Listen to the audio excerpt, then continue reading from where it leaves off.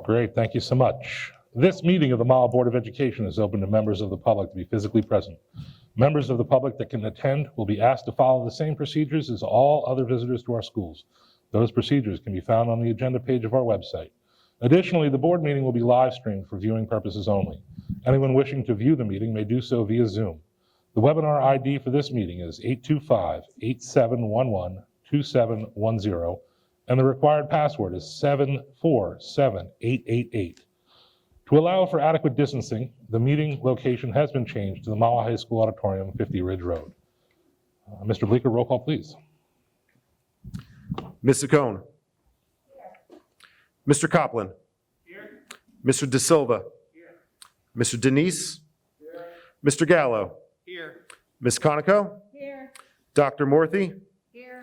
Dr. Park. Here. And Mr. Kizmarski. Here. Adequate notice of the agenda of this meeting is provided to the Ridgewood News and the Record, specifying that the Mahwah Board of Education will meet on June 16, 2021 in the Mahwah High School Auditorium, 50 Ridge Road, Mahwah, New Jersey. A copy was filed with the Township Clerk. Could all please rise for a salute to the flag. Dr. Morthy, if you could lead us. Pledge allegiance to the flag of the United States of America and to the republic for which it stands, one nation, under God, indivisible, with liberty and justice for all. Okay. We will be moving the executive session to the end of the meeting, as there's nothing to act upon in this agenda. So with that, Dr. Fitz, do you have a report for us? Yes, I do have a report. I'm very pleased to report that our schools are in the closing down mode. They are arranging for the end of the year school activities. They include the following: promotional activities, award ceremonies, graduation activities, and other events at each school. But I want to report tonight on a wonderful and a never to be forgotten activity that I had a chance to participate in, and it was the senior prom. The staff arranged for this venue to be on the football field with a beautiful white tent and literally a marble dancing floor. The background of the quiet mountains surrounded us and gave us a magnificent view. But you could not realize the beauty of this setting until you saw the children on the dance floor and the quieting and the going down of yonder sun that dimmed the lights so well for the kids to have an enjoyable afternoon. So I want to pause a moment to express real appreciation to the principal and to the staff with the imagination, the creativity to design an event that thought about children, giving them the opportunity to engage in activities that they had been denied for almost 24 months. And they had a chance to come together and have a wonderful closing out of the school year. That's my report. Thank you so much.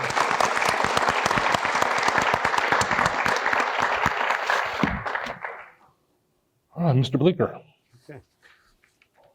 Thank you very much. I'm going to begin my report, as I have the last few meetings, with just highlighting a couple of asterisks and additions that were added to the agenda after it was posted on our website earlier this week. All of the additions are within the section 18 of the agenda. The first of which is 18M, also 18O and P. These are some adjustments that have been made to the extended school year program, the booster program, and the self-contained summer program that happened over the year. These are adjustments from the last appointment at our last meeting. There's been an appointment as well, item 18T on the agenda, a modification addition to the booster program, formerly Title I summer program for paraprofessionals, identification of the paraprofessional rate of pay for that program. And the last asterisk in addition to the agenda is with item 18KK, additional appointments and changes that were made for the 21-22 school year. In addition to those asterisks, a few other comments for this evening. Personnel items, agenda items 18A and B. I want to thank Ms. Cheryl Ambrose and Ms. Nicole Solomon for their work in the business office. I wish them well in their future endeavors. I especially congratulate Cheryl on furthering her career in her appointment as a business administrator in another district. Congratulations, Cheryl. Also,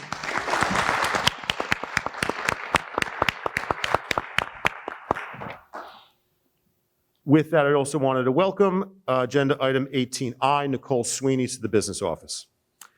I also wanted to give the board an update. At our April Board of Education meeting, we approved the auctioning off of some surplus inventory through the GovDeals auction website. To date, we have auctioned off approximately 14 items, bringing $24,000 back into the district through that program. Thank you very much. That's my report tonight. Thank you very much. Mr. Fair. You have a report. Yes, so my report has two parts. So the first part, really important part, we are honoring this school year's retirees. We have 6 who are here this evening of the 11 who are actually retiring. So can we have the retirees stand up in your places? Yes, Mary, it's all part of it. She rolled her eyes.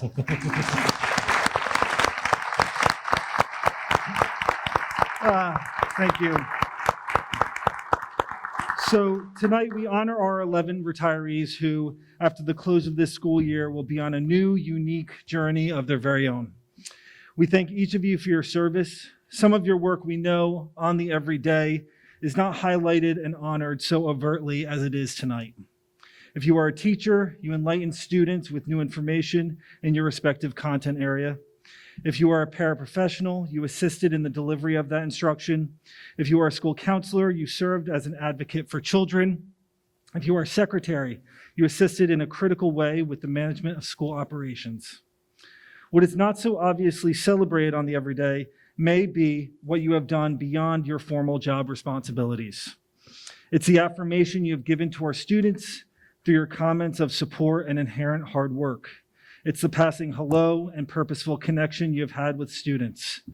Know that you may very well have been the reason a student felt worthy and able because of your interaction when they may have not initially felt that way about themselves.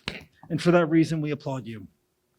We put together this brief video to serve as a memento that despite this school year being unprecedented or so very different or the hardest we've ever endured, this is a tradition celebrating your service to this district that is too important to us to be deterred by the obstacles that we have faced this year.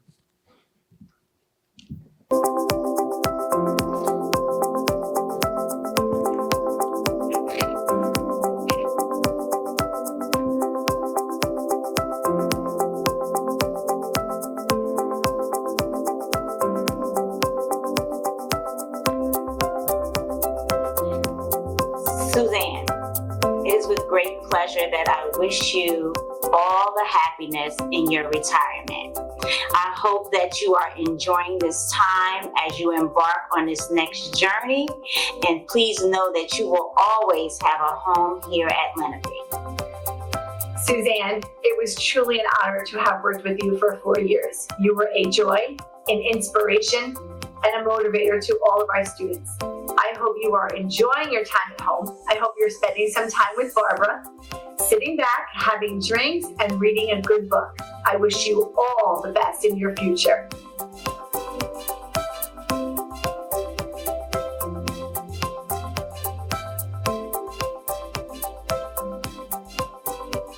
Hello, everyone. My name is Billy Bowie. I'm the principal here at Joyce Gilmer School. Good evening, I'm Ashley Adams, and I'm the assistant principal at JK. We truly are a family here at JK, so when one of our family members move on, we feel it in every way. This year, we have more very special people moving on to new adventures. Peppy Gardner, we already miss your sense of humor. We hope you've enjoyed your time that you've gotten to spend with your new grandchild, and we thank you for all that you have done over the years while at JK. Kathy DePoto, we appreciate your laugh and the energy you brought to our main office. It made coming to work that much better every day, and we wish you well. And I can't wait to be invited down to the shore. Me too. Jackie Patty, thank you for your dedication to JK. I'll miss our morning check-ins and talks, and you will always have a special place here at JK, especially in the library. We hope you get time to enjoy your new grandbabies and find some time to relax. And last but certainly not least, Mary Scolari, we can't say enough about all you've done to support the students and staff of Mahwah, your advocacy for paraprofessionals, and your commitment to your students day in and day out. It's what makes you special. We're going to miss your smile, and we'll miss the way you comforted us every single day. Thank you all for everything you've given us. Collectively, you have all dedicated 70 years of service to the students and families of Mahwah. Thank you for your commitment to the children you have served, and thank you for your friendship and the love you have shown to your students and colleagues over the years. You will be missed. Bye. Good luck.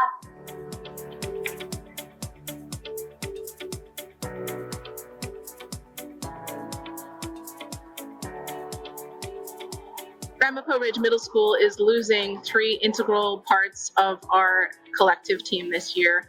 Beth Marin, Debbie DeSocio, and Sue Kretschmann.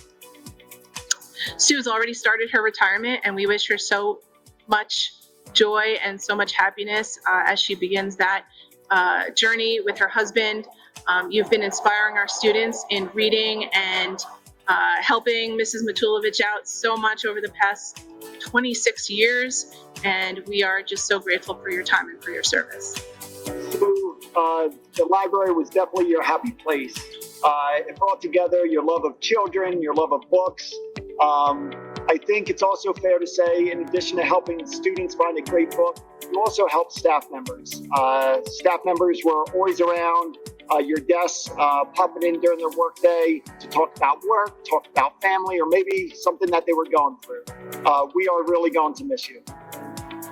Beth, I don't even know what to say. You have been my partner in so many ways over the past 10 years, and I'm going to miss you so much. Thank you for all you've done for our school, our students, our teachers, me, and your colleagues. You have truly been a mentor to so many and a guide for so many students, and you will be greatly missed. And I wish you well in all your travels with Ken. Beth, you know you are a rock star. I tell you that all of the time. You've helped me out tremendously in my transition to the Ridge. You've been the rock for our school counseling department. You've also been the rock for many of our students. One thing that I always appreciated about you, Beth, was that you remained open to new ideas. Even if you wanted to kick me sometimes, and sometimes you did kick me, but if it could help a child, you were always there to jump in and figure out how to pull it off. Debbie, same thing. I really don't know what to say. You are the definition of Ramapo Ridge for me. You've been here since the day I started, and you've done so much for our school. You keep us in line on a daily basis. I don't know how we're going to manage without you. I really don't, but I wish you so much peace and relaxation and happiness in your retirement. You have more than earned it. Please enjoy your family and your grandchildren, and I know we will be seeing you still in the future. Debbie, it's been my honor and privilege to be your partner. All of Ramapo Ridge Middle School was processed across your desk at some point, whether it was substitutes, covering all of our classes, our budget, welcoming our new staff members, etc. The list goes on and on. You were involved in everything. You were a leader of Ramapo Ridge Middle School. You were the ultimate professional, and I am very much going to miss you.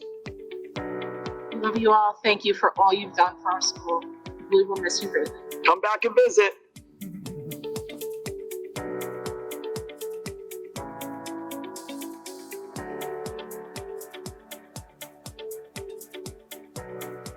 To our MHS retirees, we are so proud of you, so excited. We wish you the absolute best in everything that is to come. Enjoy. To Mike Zandanella, thank you for your years of dedicated service to all populations within this building and the science department. To Laura Kandoff, thank you for your service for many, many years to all students in our social studies department and through Interact. And to Lori Vogt, thank you for your dedication as a paraprofessional and in the end of your career as our attendance clerk at Mahwah High School. We wish all of you health, happiness, and peace. Congratulations. Peace.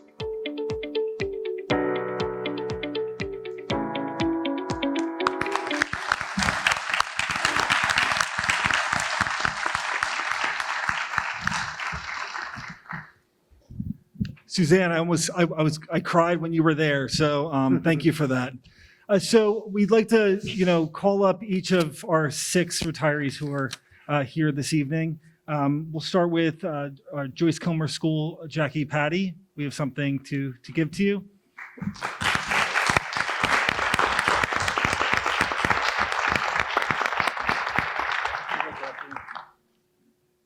Thank you. Do you have any words for us? Too nervous? Okay. All right. Thank you. Next, we have Mary Solari.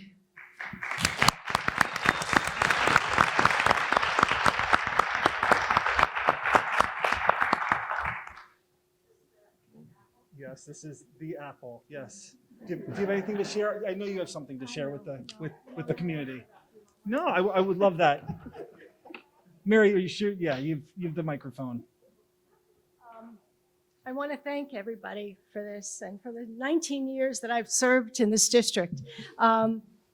It's been an honor and a pleasure to have worked with all the children, all the faculty, the administrators here. I have grown so much as a person. When I first started, I never knew what this trajectory would be, but this is one of the finest places that anybody could work. And I thank all of you for that opportunity.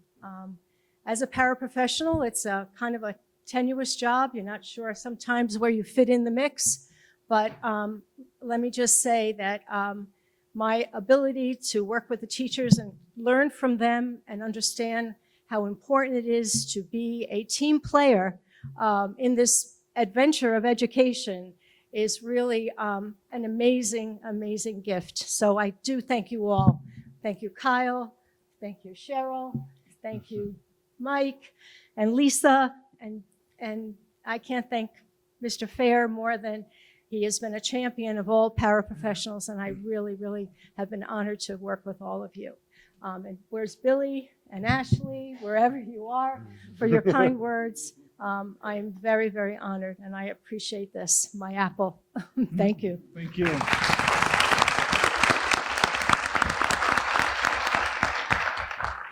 Debbie DeSocio from Rampo Ridge.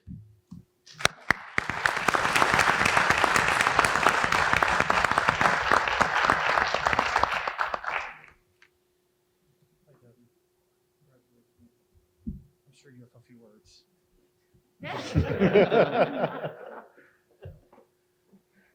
Thank you, everyone. It's been an honor and a privilege to be in the district. Ramapo Ridge has been my family for a long time. We've laughed together. We've cried together. We've gotten to know each other. We've been through good times. We've been through bad times. But we always stood together as a group, and there isn't another group that I wouldn't want to stand with and I wouldn't want to stand next to. So I appreciate them. I love them all. Thank you for giving me the opportunity to work with them.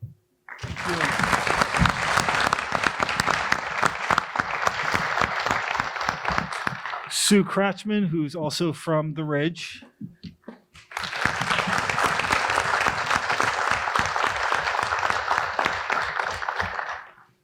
Sue has already started in her retirement. There you go. Thank you. Do you have a few words? Sure.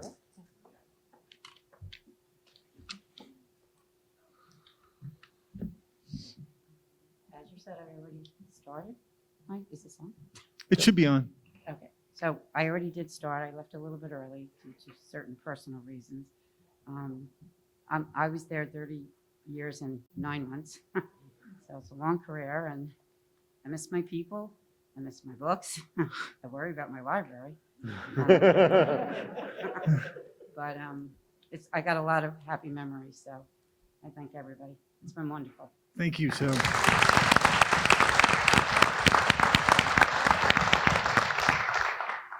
Beth Marin, school counselor from the Ridge.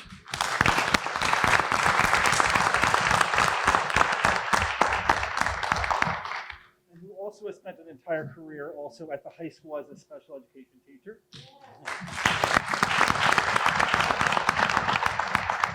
Thank you. I have been so lucky here at Mahwah. I've had two wonderful families. The high school, where I started, Mike and I spent more than so many years together teaching the kids at the high school, and it was such a wonderful time for me. But then Mahwah allowed me to grow, and I got to go down to the Ridge and find another family, and I love them. And it's been a wonderful, wonderful ride here. Helping the children of Mahwah has meant the world to me, and I will miss everything about it, but I'm ready, and it's going to be another great journey. So thank you all. Thank you. Thank you.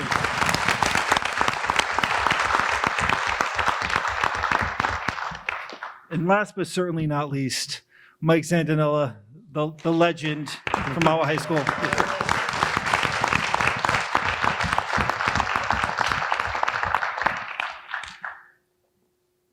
Thank you.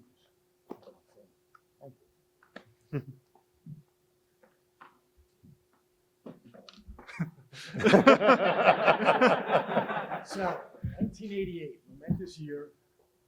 My fiance and I bought our house. Shortly thereafter, got married, and a month or two later, I started teaching here. 1988, 5 decades spent in Mahwah, 33 years, 13,070 trips up and down Route 202. I did the math. Okay? And 33 years went like a flash. It's been a real honor and a privilege to teach in Mahwah, and I have memories I shall never forget. And I thank everybody. Thank you. Thank you.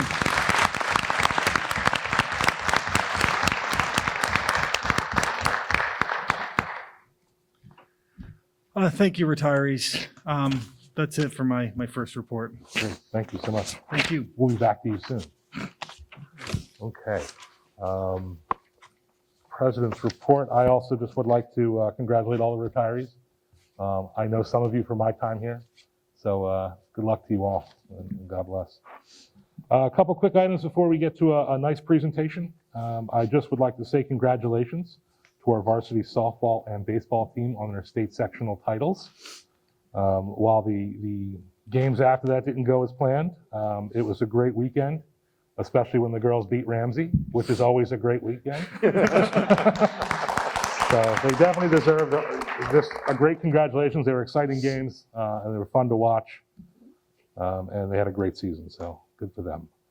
I would like to just jump off of what Dr. Fitz had said. The kudos to John Pascal and his staff and the committee for putting on what looked like an amazing prom. You know, I'm glad they had a prom, but to have a prom on our football field just must be the coolest thing ever, at least from my perspective. But it looks like they had a lot of fun. It was really elegantly done, but good job. So it was really awesome to see. So we're here. We have some special guests here tonight. Hi, kids. So these kids are from JK. They participated in the New Jersey State Perennial Math Tournament. They were led by a math specialist from JK, Maureen Schaffner. And if you could come up, and we have some presentations for them and whatnot. You can grab a microphone, I think, and we can announce them, and you can kind of explain kind of a little bit what they did. Yeah, just you can grab that mic. So our class, Dr. Bowie encouraged us to participate in the perennial math competition, and our teams did very well. Our 5th grade team was first place in the national competition, so I'd like to call them up. We have Rishi Desai, Ayan Khatib, Avishrenka, Divya Thermala, and Ashini Desai. They were the first place team. So come on up, guys. Invite Dr. Bowie here. Come on, go.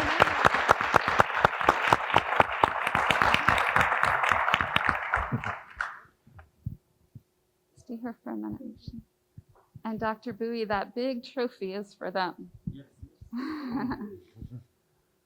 So that is for you. Here, why guys. don't you all hold it and your parents can get a picture? Here, stand there for your parents.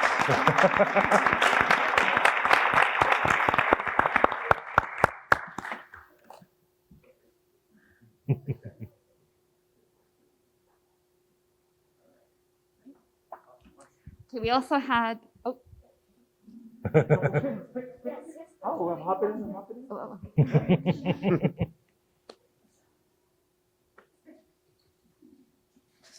Quick. Yes, of course.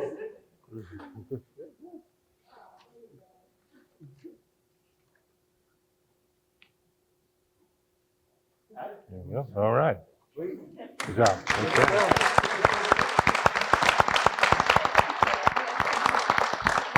hold on to it for now. Oh. We also had some of our fourth grade students also competed in the national math competition, and our teams came in 6th place and 2nd place. And I'm very proud to say that Jay Ballara was 1st place in the individual competition. I'm going to call up Jay. And the rest of our team, we have Timothy Liu and Nandini Shaw. They were our 2nd place team. And then our 6th place team, we have Shreya Agarwal, we have Karshnama, and we have Robert Powley.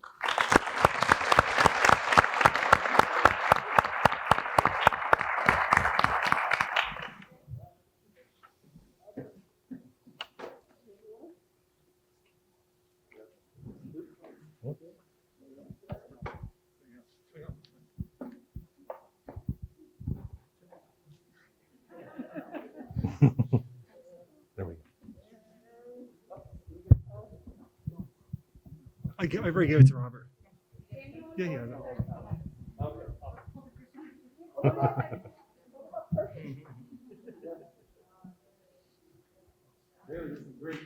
Yeah, absolutely.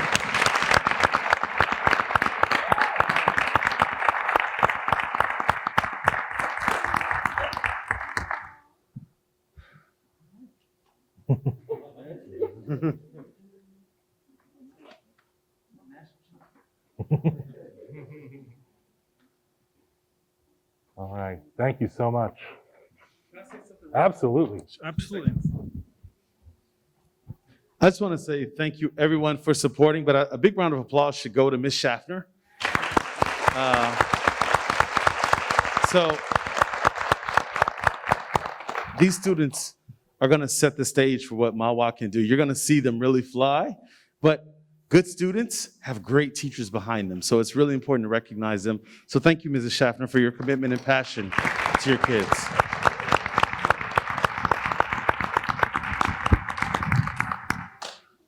Great. Thank you so much. That is my report.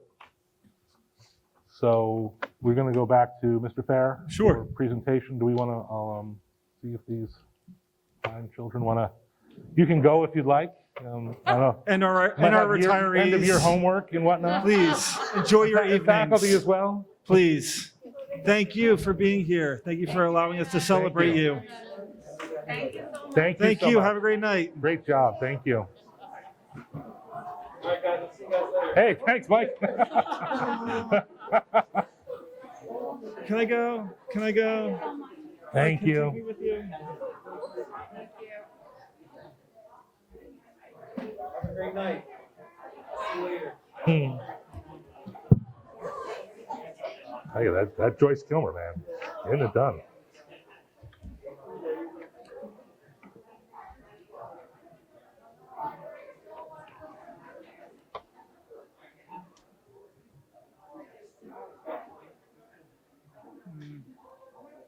Mike, if you're going to use that, one, just make sure it's on. I'm actually going to do a squat too. Okay.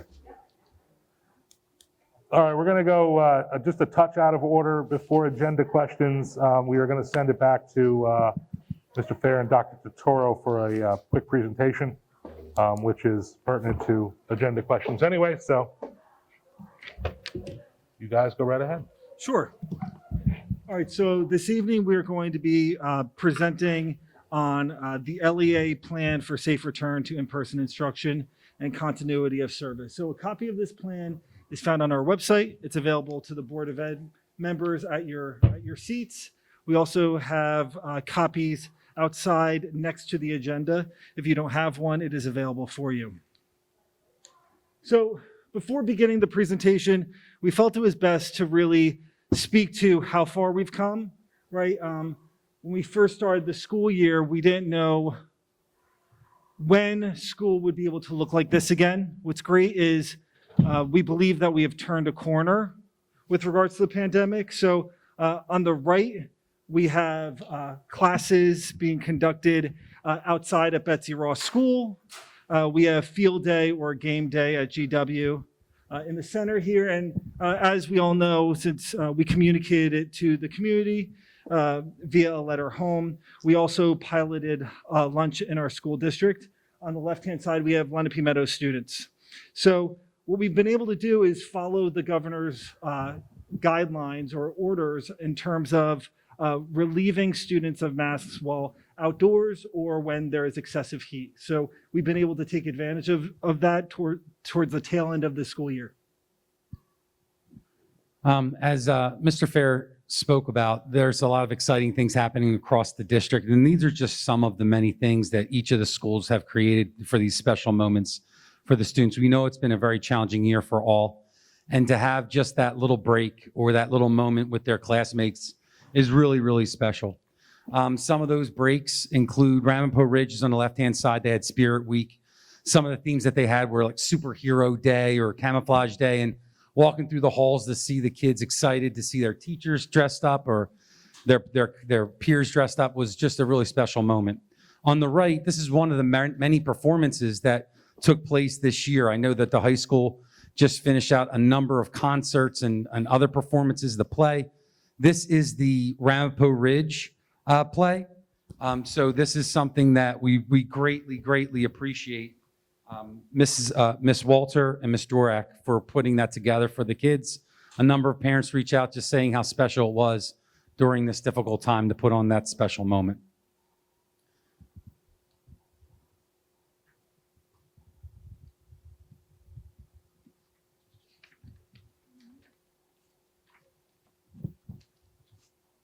This is, sorry, we're missing slides. So this is Mahwah High School, who Mr. Kazmarski has already mentioned, has had an epic prom. One student said it was the best prom ever. It was also their only prom attended, but it also was perfect weather. We've had our baseball and softball teams becoming state sectional champions, which is pretty awesome also. So as we transition into looking at where we are currently and looking forward to September, the LEA plan for safe return to in-person instruction and continuity of services served almost as a statement of assurance that the school district will open and we will follow protocols set forth by the NJDOE and the New Jersey Department of Health. This plan is due to the New Jersey Department of Education by June 24th. So school districts were given a 3-week timeline to complete this plan, and we've been able to do that. Obviously, it will be adjusted based on input. This plan essentially delineates practices and procedures that we have already been acting since September 2020, when we opened for this school year. As we have shared in an email to the community yesterday, this plan is not our whole detailed reentry plan for this September. Over the summer, we expect to be provided with additional mandates that will allow for us to adjust our protocols as is required. All that information will be shared with the community in August. I just want to reiterate what Mr. Fair just said. I think there's been a lot of confusion around this plan. Obviously, the first that people think is that this is a plan for return, so this is our last and final. I just want to repeat that this is not our last and final. This is an obligation that we had to put forth, understanding our current conditions. Obviously, those conditions, hopefully, if it continues the way it is, will continue to be flexed. And with those adjustments, we are going to make sure that we're making alterations to our plan as we have done thus far specifically with masking, specifically with eating, and all the things in between. So please understand, for the people who are here and the people who are at home, our goal is to get back to normalcy as quickly as possible. We're very, very proud of the things that we've done so far, but we know that there's still work to be done. That being said, it is fantastic to see our kids outside with no masks. It is fantastic to see the smile on their faces, and we're very excited for the day that that will take place in the school, and we're looking forward to that guidance coming out. And we just wanted to take a couple minutes to educate everyone on the ESSER funds. I know that this term's been thrown out, and I want to make sure that everyone is aware of what this really has to do. The ESSER 3 obviously is the third grouping of funds that are being sent to the district. ESSER 1 we used for our return. A lot of that was used for the mitigating measures along the lines of getting our school situated, whether it's plexiglass or the different cleaning protocols, extra staff, and all the things in between. We currently are in possession of ESSER 2, and we are going to be getting ESSER 3 funding. This LEA plan is connected to ESSER 3 funding because the federal government wants to ensure, because there are a number of schools that are still not in session, that our schools are going to be coming back. Not only are our schools going to be coming back, but they're going to be following the guidelines that have been set forth. That being said, that's why our plan's in place. We wanted to take a minute to allow you to understand the breakout of these funds. The funds are earmarked for specific things in our district and our district functioning. 80%, which we'll talk about on the next slide, is really specific to our facilities and professional development and HR decisions. 20% is allotted to academic learning loss or academic supports, specific to summer enrichment, tutoring, extended school day, and different things in between to make sure that our students are not only academically supported, but social and emotionally supported as well. So there's a number of things that can be utilized with those 20%.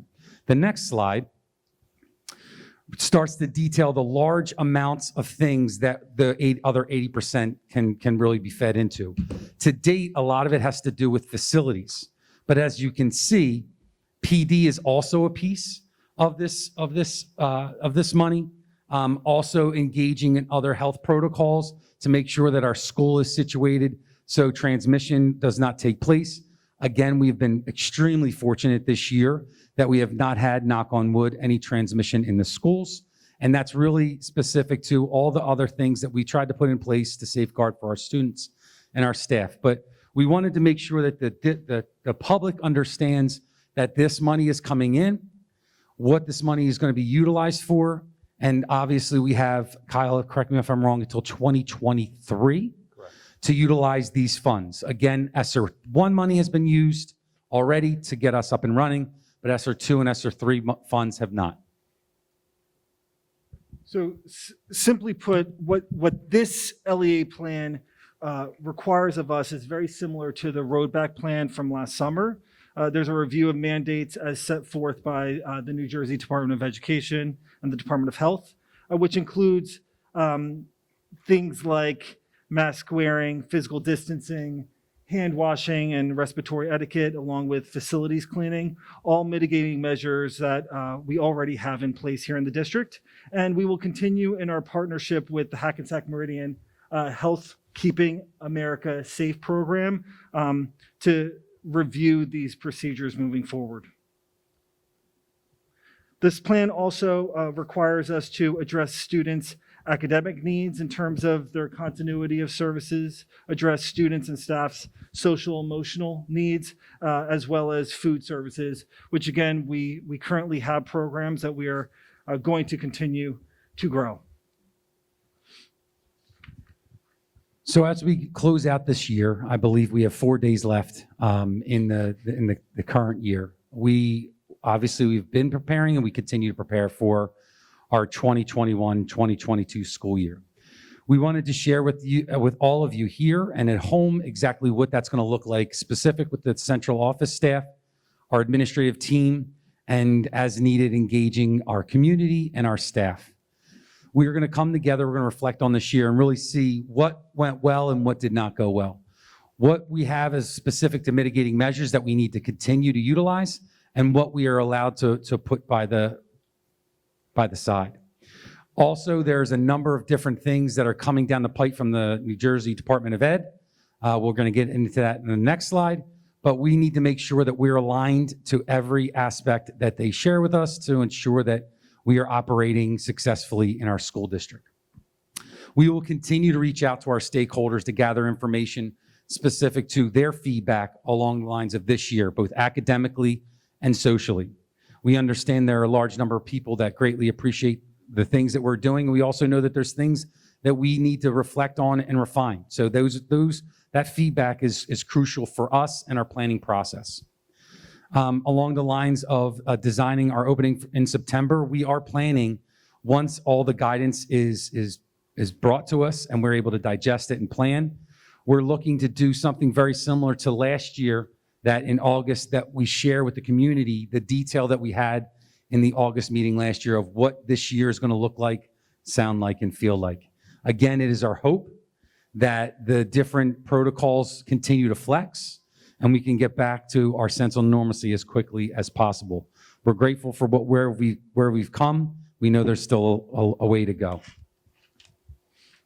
We posted this letter just to shine a light on our current reality. This letter was crafted by the Bergen County Principals and Supervisors Association, and it's really attached with a large number of other districts and counties who drafted this open letter as well. This letter really highlights the inconsistencies, the lack of clarity, and the incorrect things that are being sent to us. It also talks about the unfortunate divisiveness that is being created due to the lack of clarity that's being given to us specific to mandates and other expectations. It's truly unfortunate that there haven't been consistent, clear mandates given to the districts, because what's happening right now is it's creating a divide between the districts and the community, which, to be quite honest with you, is very, very unfortunate, because it's our job to work as a team to make sure that we're supporting our students. I show you this letter not because I want to do anything other than Mahwah is not alone in their frustration. Mahwah partners with all the districts in Bergen County. They also partner with many districts around the state to say that we need more. We need better, and we need clarity. And with that, we'll be able to drive our school forward in a successful way. As I said before, I'm very grateful for the year, but we know that there's frustration that's out there, and please know, for anyone who's frustrated, we understand your frustration. We have the same frustration, and we want to make sure that we're doing right for all. The difficult reality is we have to follow these mandates. The difficult reality is these mandates are put forth because they want to ensure safety for all. We've been very fortunate this year along the lines of health and safety, and I'm very grateful for that. And that's something I would like to continue as a future leader in this district. That being said, it is imperative that the state starts to give more clarity along the lines with regulations, and not give a regulation and walk it back. And that's our unfortunate reality right now. So as we've always done, we're going to be posting, this has already been posted on our website. We've shifted the tab's title from Reentry 2020 to Reentry 2021, as we will use that tab to post all resources related to what we're working on over the summer. We will also supplement that work with communications to our parents and our families in the district. But essentially what this plan is this plan is really, again, a statement of assurance that we are going to continue with our mitigating measures as required by the state, and for those schools that have opened. So there are school districts who have not yet opened or just recently opened. So it's much more simple than I think some people perceived in terms of their responses to us. If I can add one more thing, and then I'll stop talking. The part of this LEA plan was to open it up to public. We were able to send out the plan. We were able to put that email as correspondence. Please understand, everyone who did send the email, we have read it and reviewed it, and we will continue to utilize that moving forward. Let me just kind of talk about the themes thus far in the plan. There is significant frustration due to the masking and the masking mandate. So I want to acknowledge that in a respectful way and understand that those are the things that were said in the email. There were others that obviously shared their appreciation for the work that's being done. And then there were just others of what's next. What's next year really going to look like? Because as we all know, that LEA plan doesn't have the detail and the granular nature that we're really looking for specific to next year. Let me speak to the first right now. Along the lines of the mask mandate, we put a caveat in that we will change according to guidance. We had to create the LEA plan specific to our current reality. We have flexed the plan. The governor made the announcement to say that we are able to flex masking outside, which we have done. They also said that you can flex masking inside. If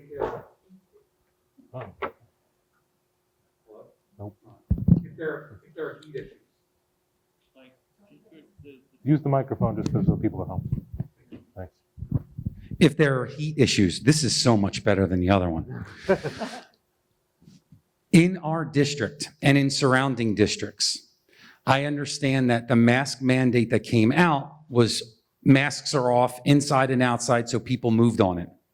A large number of districts had to walk that back because of the caveat, because they adjusted it the next day to say, due to heat, that's when you can have it off inside. We have air conditioning, so unfortunately we can't have masks off inside. So I just want to have a clarity on the guidance was given for outside, everyone can take it off. Inside, you can take it off if there is a heat issue. If you have air conditioning, we do not align with that mandate, just so you're aware. I know some people are still staying true to it.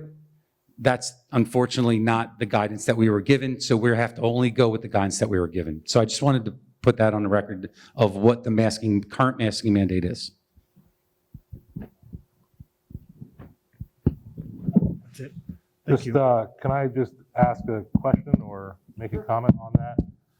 With respect to the plan itself, it is due on the 24th, correct? Yes. So due by the 24th. I speak for myself and not the board, but I would simply ask that you have the email address for comments.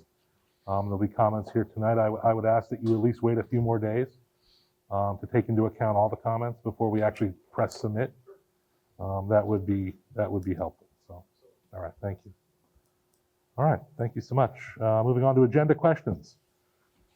Please limit your questions at this time to resolutions under new business on this agenda. As a matter of fairness, you are asked to limit your questions to no more than one and your remarks to no longer than 3 minutes.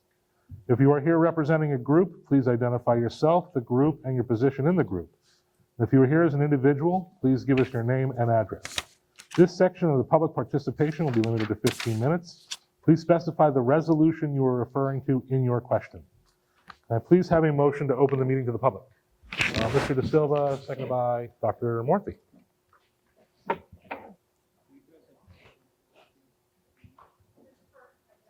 Yes, agenda items only.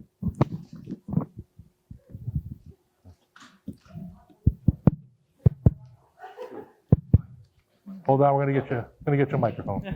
Mike, I have one here too, Hello. Mike. Is it Okay. working? That work? Does it work? Test, Can you hear me? test, test. Yes. Test, test. Hi. Allison Theodora, 1 Arano Place. I have a question about the LEA plan.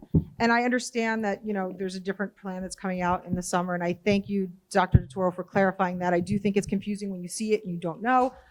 I guess my question, having seen other ones from other districts, from friends that I have, is this like the worst case scenario plan? Or is this what has to happen all next year no matter what?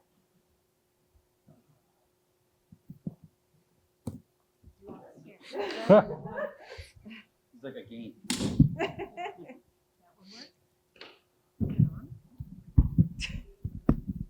The plan that we have in place is specific to our current conditions. As our current conditions change, then obviously, absolutely the plans change. Please understand, we're looking forward to the conditions changing, and we're looking forward to the guidance changing. No, I understand. I just want to know if you're bound to this by the state No. or by the federal government then. Thank you for asking that question. No, we are not. Okay.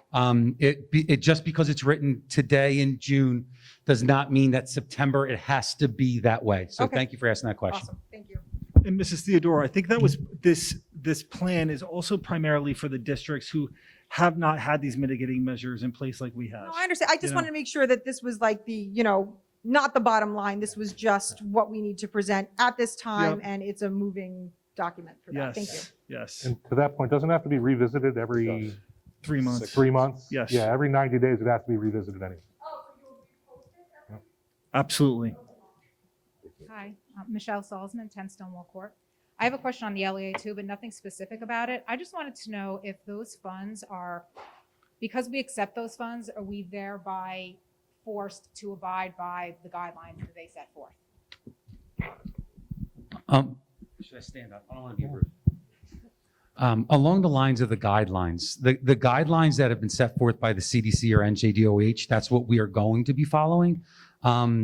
Along the lines of going against them, to be quite honest with you, I'm not comfortable with breaking away from the NJDOH guidance or the CDC guidance. So it's not so much that we have to do this. It's we feel obligated for the health and safety of our kids to follow this guidance because we've gone through this year and it's been successful specific to health and safety with the virus. We're not at a place to decide to go away from it.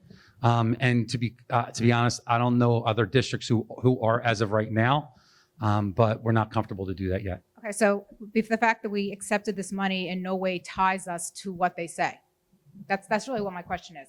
So if we accept this money from the state, the government, whoever sent it, and they say you have to keep masking all through next year, are you allowed to go over and above that and say, we're not comfortable doing that anymore because we're at a place where we're comfortable moving forward? And then can they come back and say, well, you took our, kind of like Green Acres, remember Green Acres? When they can come back and say, you took our money, therefore you have to comply. That's what I'm trying to find out. I don't want to, not what you're comfortable with. I want to know if we're tied to these rules because we accepted money. That's all I want to know. I think the way that the LE plan is situated is we put together a plan that's aligned to our current reality.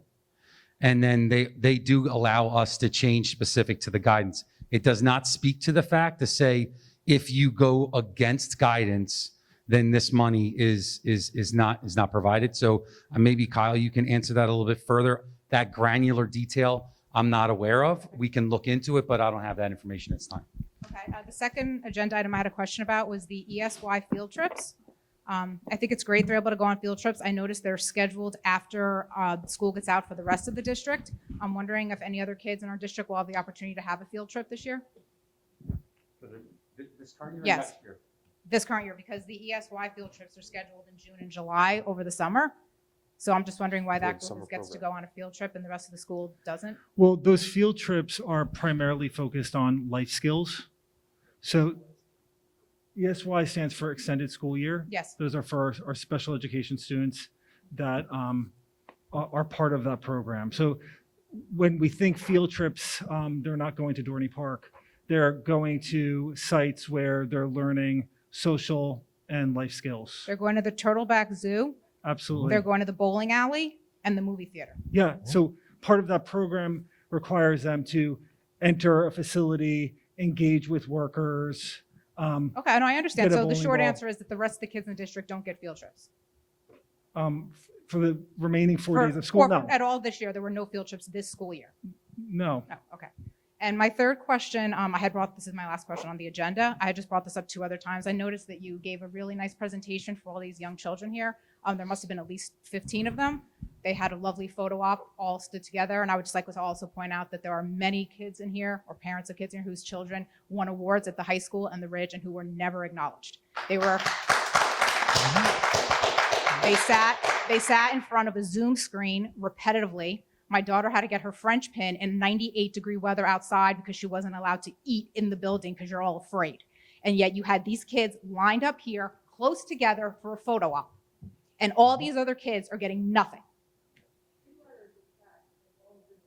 All Zoom, French Zoom, arts Zoom, track Zoom, sitting there in front of their screen saying, oh, wow, congratulations, reading their name. This is the second Board of Ed meeting I've been to where you have had numerous children in here sitting in seats next to each other, up in front, cozied up, taking a picture. And you have 16 and 17-year-olds who have worked their butt off for 10 years in this district who got nothing. Nothing. And I have brought it up. I have brought it up 3. This is time 3. This is time 3, and you said you would look into it, and you still didn't look into it because my daughter came home sweaty last week on a Tuesday because she had to sit under a tree because no one would let her eat in the high school. That was her French PIN meeting that she got for being an honor student in French. Not a 4th grader, a 10th grader. Got nothing. That's my only comments on the agenda. I'll be back on the other point.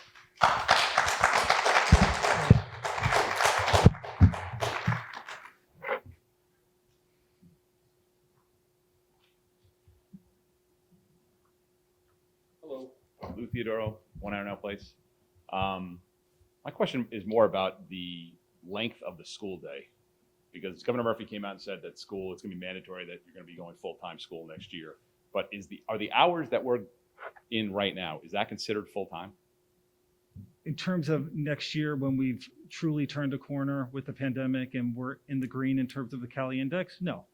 So the hours now that we're in would not satisfy a full-time commitment next year. Right now it satisfies it really does satisfy a full instruction. Well, I mean, I understand that because I know even a half day But is considered full.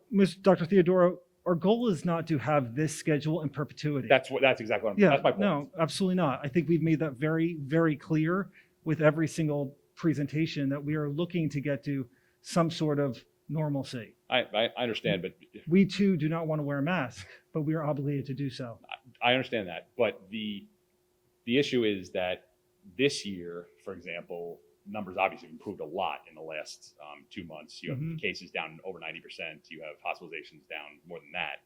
And yet we still haven't returned to what I would consider, or even what you were, but your answer, what you would consider full-time schooling. A lot of hours, education hours lost this year by the students.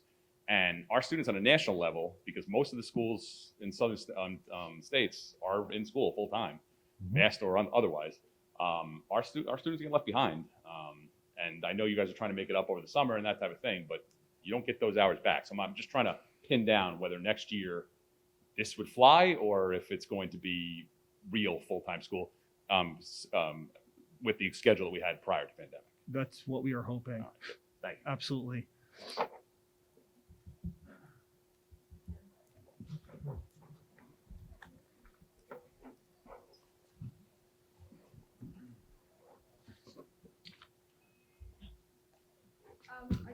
Oh, sorry, Rachel.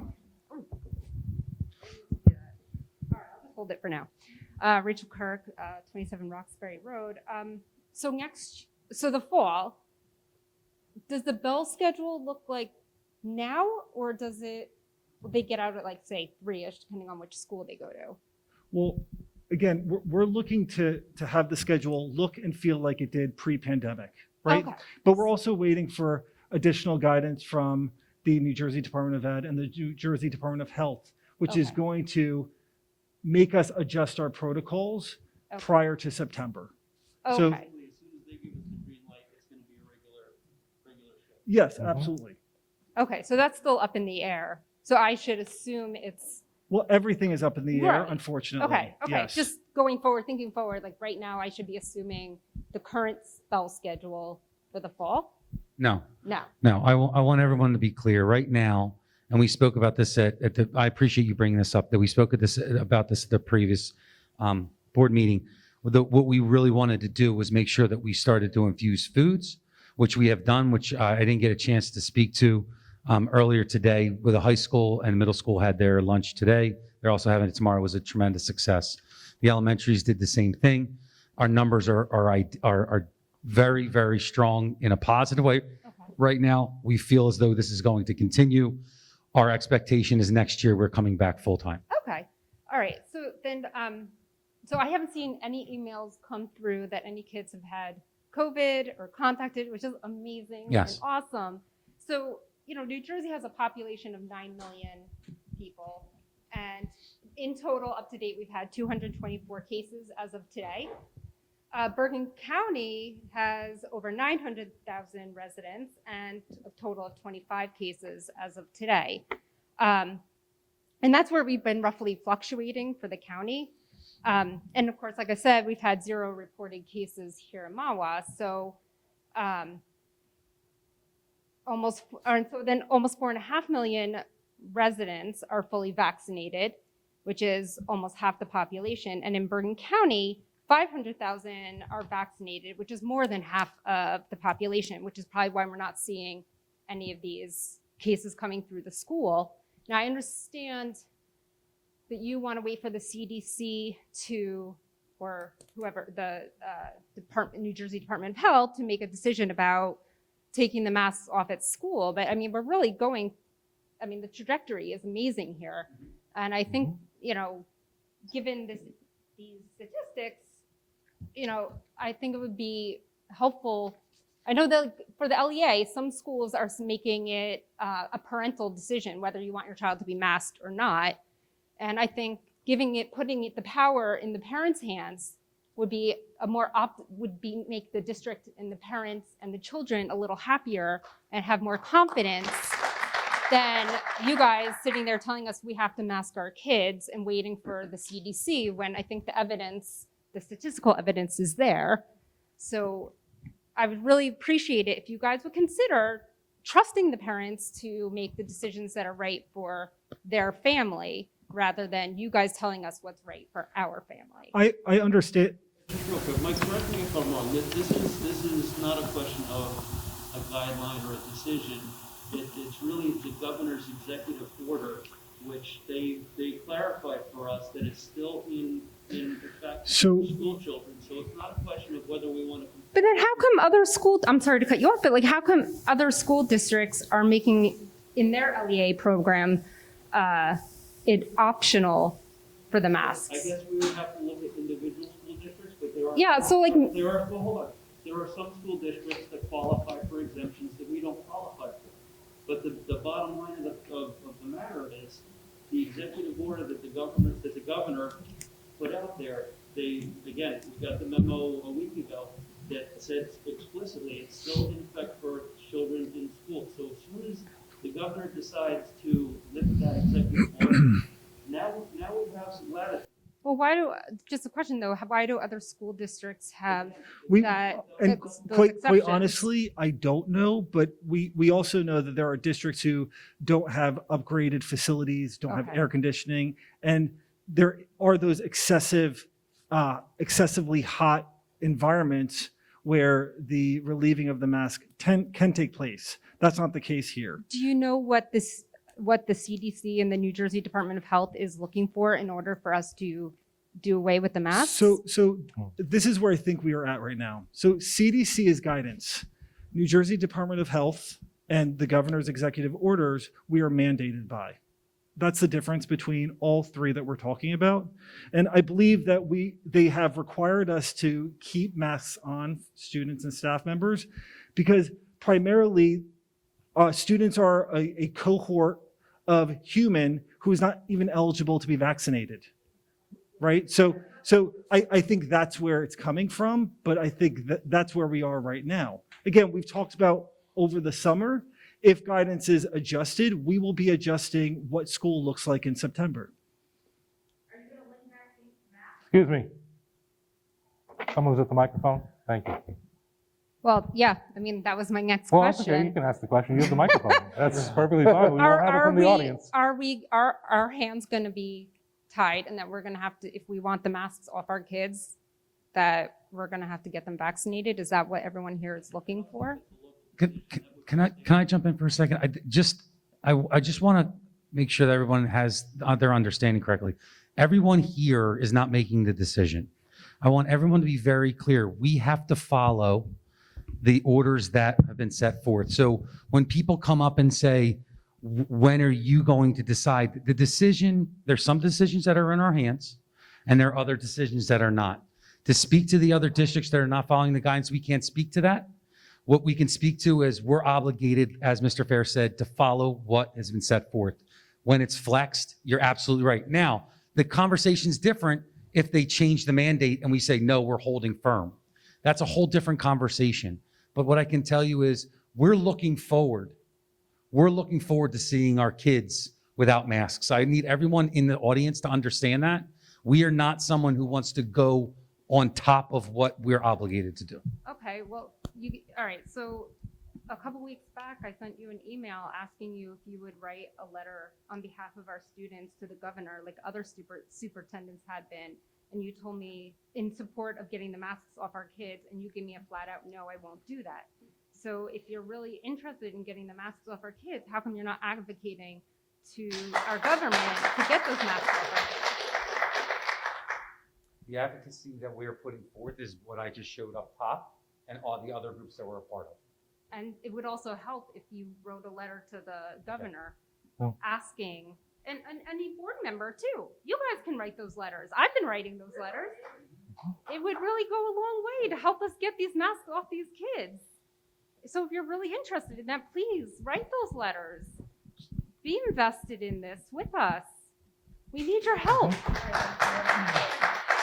Well, I said my piece. Thank you for listening. Thank you so much. Thank you.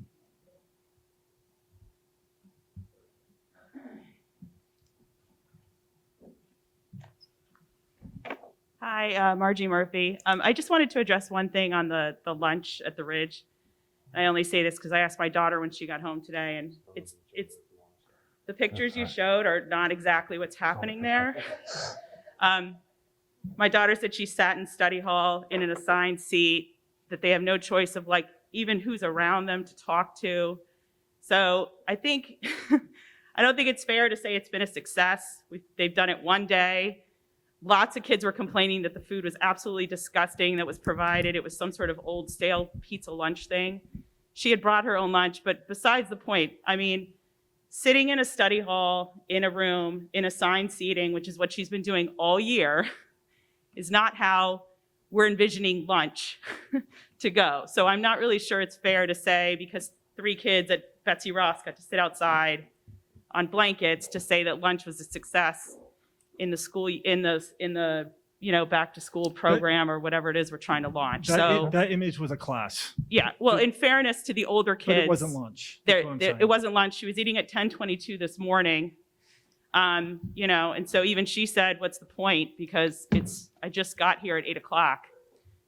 So I don't really think it's a fair assessment to show everybody that this was a huge success when it was one day at the middle school and high school. And I know some of the high school kids said that they couldn't even find a place to sit and eat because it's so overcrowded.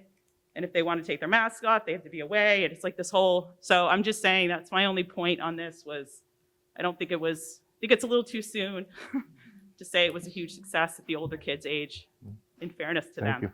you. So.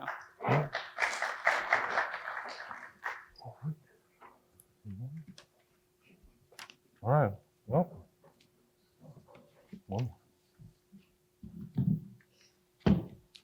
Phil Ross, One Manor Road, Mahwah. I've been a Mahwah resident for over 23 years. One of the major attractions for me from Mahwah is the diversity of the population. As a parent and coach, I've had the pleasure to work with athletes in the junior development programs all the way up through the high school. The athletes and their families represented a varying group of economic, racial, and religious backgrounds. Everyone gets along famously. Never have I been witness to any bigotry for any reason. This is one of the great aspects of Mahwah. The athletes, the parents all work together for a common goal, the development of our children and our programs. My son was a member and captain of the Mahwah High School track and field team. My older daughter, also a track and field member, was the president of the Mahwah High School Gay Straight Alliance for 2 years. My 2 older children learned their morals, values, and religion at home, where it should be learned. Parents have both the privilege and the responsibility to teach their children. This is the right of the parents to be afforded this opportunity, not the schools. As I understand from reading recent email communications, diversity, inclusion, and equity will be part of the upcoming curriculum along with critical race theory. This is a dangerous and harmful road to travel. I'm probably a bit older than most of the people in this room, and when I learned about the atrocities and horrors of slavery, the Emancipation Proclamation, the abolition of Jim Crow laws as part of American history. Critical race theory is based on false propaganda developed by sociologists' personal cognitions, not facts. While I'm of the opinion that no one should ever be prevented from participating in any activity, club, sport, organization based on their race, gender, sexual preference, religion, etc., that diversity, inclusion, and tolerance are cornerstones to a successful society, we must remember that so are hard work, discipline, and meritocracy. As a college professor at a local community college and one on an online university, I'm privy to the communications on a daily basis, and I have gone through some of this training. In the past 6 to 9 months, there's been an increasing amount of the lectures, workshops, and presentations regarding this CRT training. And not only has the notion been prevalent on college campuses, but it's also infiltrated major corporations as well. The idea of wokeness is being promulgated, and anyone that offers a contrary opinion, they're condemned as racist, fascist, homophobe, transphobe, or some other type of expedient phobe label. If they are popular enough, the cancel culture crowd rears its ugly head and they are unabashedly attacked. I've had students of mine from varying ethnic backgrounds confide in me regarding the bullying they are subject to when they express their beliefs and refuse to march in lockstep with the world crowd. This does not end there. They are ostracized on social media and other outlets because they don't support the wokeness. Critical race theory promotes racism and segregation. These specific aspects prompted the enactment of the Civil Rights Act of 1964. We are going backwards. Critical race theory and the 8 levels of whiteness, as espoused by the proponents such as Ibram Kendi and Barnard Hess, do nothing but promote racism and division. Critical race theory supports the notion that whites, especially white heterosexual males, are the oppressors and that people of color are the oppressed. How does this not demonize a whole group of people? Martin Luther King's dream for his children, for them, was to live in a nation where they will not be judged by the color of their skin, but by the content of their character. Martin Luther King promoted meritocracy. This has been deemed a racist ideal by the proponents of the critical race theory. The notion of social justice, what does it really promote? By continually putting forth the message that certain groups of people need to be given advantages, preferential treatment, and lower standards. What does that do? Isn't that akin to promoting the soft bigotry in the form of low expectations? Doesn't that demean minority students by telling them that they don't measure up? What message are we promoting? Are we trying to rid ourselves of racism? If we are, we should consider what Morgan Freeman said when he was asked, "You want to stop racism? Stop talking about it." Is our goal to end discrimination? In the 2007 opinion offered by Justice John Roberts, the way to stop discrimination on the basis of race is to stop discriminating on the basis of race. By adopting critical race theory, we are not heeding this sound advice. We are obsessed with identities in this country. Everyone has a label. This type of hyphenated American, that type of hyphenated American, all these identity politics and intersectional check boxes. Where does it end? You know, I had the fortune of going to Brazil a few times, and as I looked around, the cornucopia of racial and ethnic backgrounds represented the sea of faces. I saw indigenous peoples, those with European descent, African, Asian, mixed races, etc. Do they consider themselves African Brazilians or Italian Brazilians or Japanese Brazilians? No, they're all Brazilians. That's it. They love their country, their flag, and the athletes don't kneel when their national anthem is played. Critical race theory is not the answer. Many school systems in New Jersey have stricken the divisive program from the curriculum, and other states have flat out banned the program. There's a great deal of growing pushback on many communities that do not want the seeds of Marxism planted in the minds of their children.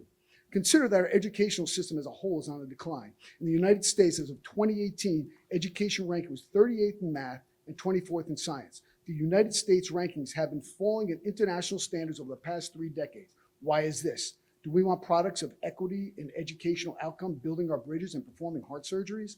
While we're trying to figure out how many different types of bathrooms we need, these other countries are leaving us in the dust. How as a society are we to survive? Our schools are here to teach math, science, language, reading, music, history. How about cursive and vocational skills? Mr. Ross, I'm going to have to ask you to start wrapping it up. It's been about 5 minutes now. My wife said I could use her time. And I'm also looking for the resolution you're speaking to in this section. Well, you know, I saw this come through, and you know, I've been through this, and you know, I just want everyone to know what it's all about, and it's very important that we get this information out, okay? Because a lot of people have no idea that this is going on. Mr. President, I think I'd like to raise a point of order. The gentleman is speaking to an issue not on the agenda, perhaps should be deferred to the second question I'm almost period. done. I'm almost done. If I could ask you, you could All right, please. I'm almost done. Thank you. We are all Americans. We have different skin tones, religious backgrounds, and sexual proclivities, but who cares? We are all Americans in the same boat together. We better start rowing in the same direction or we'll continue to expend a lot of energy and go in circles. Bruce Lee was asked how he identified himself in regard to his ethnicity and national affiliation. He replied, "I identify as a human being because under the sky we are all but one family. It just happens that we look different." The presentation of alternative lifestyles to young children is often extremely confusing. My 11-year-old came home from school speaking to pansexualism. I do not know for sure that she picked it up in school, but she did discuss his affiliation with her friends. Why is this happening? Let our children be children. They are confused enough with all the hormonal changes and other stressors and are very susceptible to suggestions. So what are the results? Why is this philosophy dangerous? Free speech on college campuses has been stifled. Mothers are now referred to as birthing persons. Disrespect and mistrust of the police. We have a 6'5", 250-pound man playing on a women's community college basketball team, not only taking the place of a biological girl, but putting the much smaller athletes in danger. We have school calendars that no longer list holidays, Memorial Day, President's Day. As far as the children are concerned, it may as well be another snow day, void of any meaning. The Pledge of Allegiance, so dutifully recited by Dr. Bowie at JK, is under attack by the rhetoric espoused by the critical race theory. Koch conducts seminars on how not to be white. New York City schools and white students have been subject to the 8 degrees of whiteness and being instructed to own their white privilege. Columbia University just conducted 6 different graduations based on gender, economic standing, race, and sexual identity. We revere artists like Cardi B and Megan Thee Stallion and shun books by Dr. Seuss. The division and polarization of children on the differences are outright demonization and dehumanization of some of these white students. Lack of appreciation for the greatest country in the world. The mentality of victimhood is promoted, not self-reliance and independence. The danger resides in focusing on differences between people. Jealousy, hatred, envy, demonizations pit groups against each other. It's the old divide and conquer philosophy consistent with socialism and communism. Our one common element is the history of the United States, the traditions that we as Americans share, not where we come from or how we got here, just the fact that we're all here now and need to focus on our commonalities while appreciating our differences. The bottom line is our children need to be educated on the subjects that will provide them with the tools necessary to compete on a world stage, math, science, language, skills, etc. Moral, ethic, and religious matters should be up to parents of the children, not the school system. Our school systems are for education, not for indoctrination. This country was built on independence and self-reliance, not on government dependency and handouts. We are not a group of scared, dependent peoples. We are the land of the free and the home of the brave. It's time to embrace what our country made it great. So why am I bringing this up? Because I read that. Are we going to adopt critical race theory as a curriculum in the schools? Are we? No, we're not adopting critical race theory. At no point do we send out any communication that's aligned to any of that. What we have sent out has been aligned to our strategic plan specific to diversity, inclusivity, and acceptance. So what we've done this year is taken a step forward along the lines of celebrating the different things, as Mr. Copland has over the past couple of months, of the different awareness and appreciation months. We've also worked with our teachers and students to make sure that the different texts that we have that we're offering are diverse along the lines of authors and characters in the text that really resemble the population in which we serve. But at no point, when you talk about critical race theory, especially what's in the news right now, it's a very divisive type of experience. That being said, what we're doing here in Mahwah is really embracing, as you stated in your statement, the rich diversity that we have in front of us. And what we want to make sure that we're doing is building our children to have respect, understanding, and appreciation for all the things that we bring to the table, and allow our students to feel comfortable in their skin, as well as making sure that there's conversations about, this is how I feel and this is who I am. So there's, when you look at critical race theory, especially the arguments that are happening in the news, there's very extreme conversations that make people feel belittled. That being said, our purpose, our value here is to make sure that every single child is respected and they're given the appreciation that they deserve. So nothing was sent out by us, at least from my department, specific to critical race theory. And I'm really excited about where the district is going, because it echoes the voice of our community, because our community at our strategic plan meeting really called for this work, and to make sure that, as you said, the positive interactions of our students continue, and the negative, even though you haven't experienced it, there are negative interactions that are out there. And we want to make sure there's always going to be. Exactly. And we want to make sure that we're building our youngsters as a firm foundation of appreciation and acceptance. No, I appreciate that. I just wanted to make sure that, because I just want to make sure that this critical race theory was not going to be put in as part of our agenda, because I've been through the training, and it's very divisive. Any adjustments to our curriculum is run by the Curriculum and Instruction Committee and then put to public. Thank you very much. Thank you. All right. Let's please get a motion to close the public. Oh, does it have to do with the agenda? Okay, then. LEA is part of the agenda, correct? Yes, it is. Okay, thanks, Ben. Hi, I'm Tom Murphy, 16 North Railroad Avenue. The funds we're talking about, how much are they? For ESSER 3, it's just under $1.5 million. Okay. It's on 17J is the exact amount. Okay, we ran out of agendas, so I don't have an agenda. Oh, yeah, it's as Mr. Gallo had said. Excellent, great fun. Okay. What I would, for the public comment to put on for LEA is this, I understand the masks and everything else and the Department of Health guidelines, which are as frustrating for all of you as it's for anybody who lives in New Jersey. It's not clear. It never is. You can't even Google what the guidelines are right now because it takes you to the nj.gov website, COVID, The social and emotional. That's, if there's something I would ask for as a parent in this district, is our focus is on the social emotional in the next, to add to the LEA plan, and to be more specific on the social emotional. I would like to see our facilities opened up in the fall for extracurriculars again. With 1.5 million coming, maybe we encourage the extracurriculars from everything from the TMYSB rent that is charged to the scouts. Make the buildings open for everybody again. Let wrestling come back. Let basketball come back with parents. Let everything come back to normal and use some of the funds for the social, emotional well-being of the community. The school, obviously our students are the ones participating in scouts and sports and all, but let the parents come back to the basketball, the high school basketball games. Let them come back in.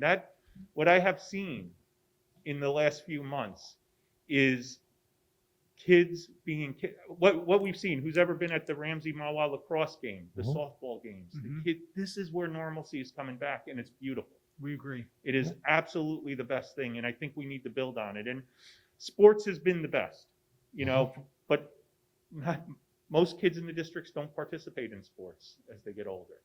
There's band, there's orchestra. There are all these things, the plays, bring them back in person. Broadway's coming back in September 14th. School starts 5 days before. I'm sure we can, drama club and all, we can spend some of the funds to make sure this room is ready for a performance up there. We can spend the funds to make sure the parents can come in when the fall comes, as long as, what rate of transmission is the number we're supposed to be looking at, continues to be below 1. Hopefully it's fractional to that by then as more get vaccinated. So I just ask as a parent to support the social emotional, to support the extracurricular activities. I think that the in-person is the most important thing. That what I've witnessed. I coach track on the rec level, and I could tell you last summer we did a 4 weeks of track program here. The kids were scared. There were kids who sat like basically fetal position on the fence. Fast forward to last night, we had our second to last practice. They're running hills with a smile. Awesome. I don't know any kid who run a hill for a smile before 2021, but they're together, they're running, they love it. And I see it, in every sport. So that's, I just ask social, emotional. Sports are my example, but everything, sports, academics, the extra clubs, maybe the field trips again, let kids be kids. I know ESY from experience last year, you guys experimented with some things that worked well. And, it was a test run of what we could do during the school year. So if you got anything, throw it at the ESY kids. I know one there. And we'll, let's get the social emotional. So Thank you. Thank you so Thank much. you very much. Thank you. All right. Oh, This is in regards to the LA as well. My name is Khaled Al-Spy, 75 Walnut Street in Mahwah. You've all made it very clear that you're trying to abide by state guidelines, and I appreciate the place that you're in between the state, between the parents, and it's not easy to obviously make everybody happy, and you want to abide by the state guidelines and make sure everybody's safe. I understand 100%. I guess my question is at what point when, if your community, or if you poll the community, and the majority of voices say that they want these changes, whether it be masks or everybody in school or full day or whatever, at what point are we able to, as a community, say no to the guidelines and say no to, we understand that this is what the state is saying, but our community as a whole, the majority, if that's what the polling says, said that they would prefer this for our children. So my question is, at what point can we say no to that if the community is backing you up that way? Unfortunately, we have to follow mandates. So when it comes to the New Jersey Department of Health or the New Jersey Department of Ed, we are required to follow those mandates. We're hoping that through the summer, there are changes. I understand that you want that. We all want that. I But agree. we are required to follow those mandates. Even if the majority of your community, if it comes to that. I would encourage more people in the community to go to the New Jersey Department of Ed to advocate, if that's how they feel, because we are taking our mandates from the New Jersey Department of Ed.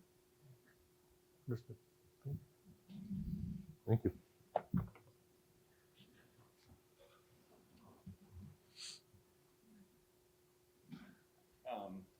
Two quick points. The districts that have lifted mask mandates now, they're doing it under one of the 10 opportunities that you can lift mask mandates is if it's it could be the a deterrent to the general health of the student, and that's what the districts that have lifted it, even some that have air conditioning, have decided to lift masks, and that's how they're getting around the mandates as you speak. So it is possible if we really wanted to. The question I have though is about plexiglass, because it is mentioned in the LEA. And I would encourage you all to look at the science behind plexiglass, because there are no studies that show that plexiglass is a good mitigation factor. I thought that the state had gotten rid of it. The New Jersey Department of Health and Department of Education had no longer mandated it.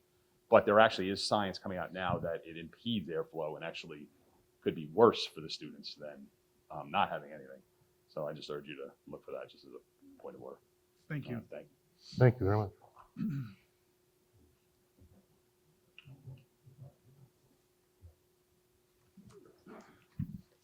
I'm David Boyagian, 82 Walsh Drive. You'll forgive me if I read from notes. It's been a long day. This is in reference to new agenda item K, obviously the plan for your safe return to in-person instruction. I'm a physician who leads 2 medical practices in Lower Manhattan. I'm concerned about the conditions that led to the invention of a masking practice that I've never heard of, namely the mask down, bite, mask up, chew policy that is happening as recently as today, per feedback from the children. Neither of the 3 entities referenced in your safe return plan, nor any medical advisory board or organization in this country recommends this. In fact, the New Jersey Department of Education specifies that masks are not to be required while eating in its Road to Recovery document, which has been posted online all year, as you know. Yet we in Mahwah are apparently doing it. Why is this not advisable? Number one, frequent manipulation soils the masks and renders them ineffective as a barrier. And number 2, partial airway obstruction when somebody is attempting to swallow can put you at risk for aspiration. So this practice may be well-intentioned, but in my assessment, it's a creative and potentially dangerous act of medical adventurism. And I have a curiosity surrounding the quality of medical advice that you've been getting this year. And I would ask you to have the same curiosity as you consider the specifics of your practices this summer. We can hope for clarity from our government, but I'm afraid that's somewhat naive. Perhaps there should be an oversight committee comprised of medical professionals who might also be parents of school children in the district that can help advise Mahwah Public Schools and keep it on track in this regard. And I'll end with a question. If you could tell me in what ways has the district sought guidance from medical professionals in interpreting mandates and setting policies this year and next year surrounding masking and other mitigation strategies in school?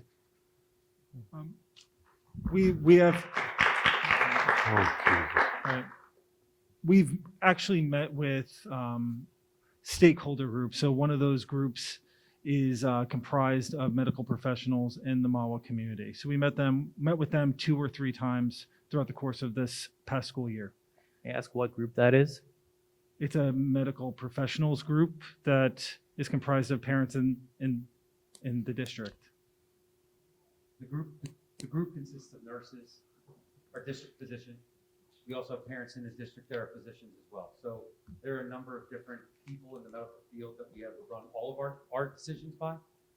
Specific to the mask manipulation piece, I'm not sure what school that is, but to be quite honest, that was a conversation that we had when snacks first came into be. I know that that was brought up. That has been changed. So I will address whatever school you're speaking of, because when I was speaking to, I know it was one day, so I'll talk about my one day that I saw the Ridge in the high school. I saw hundreds of students without their masks on, and they were eating. They were not manipulating their mask. But I'm not going to say all of our kids, that's not happening. So I will address it if you would kindly share with me. Sure, yeah, I heard that happened in Mahwah High School today. So if what I will do is I'll speak to John, because John and I walked the different places. There was one here, there was one at the auditorium, there was one in the cafeteria. I heard him give the directions to all of the students, allowing them to drop their mask while they're eating. He did say, if you are not eating and you're just here to hang, you do have to have your mask on. But along the lines of while you're eating, there was no reference to you have to drop it, eat, chew, and go. So I just want to let you know that was my experience here. But again, I don't want to say it for everyone. We'll address it if that's the case. Thank you. Thank you very much. Thank you very much.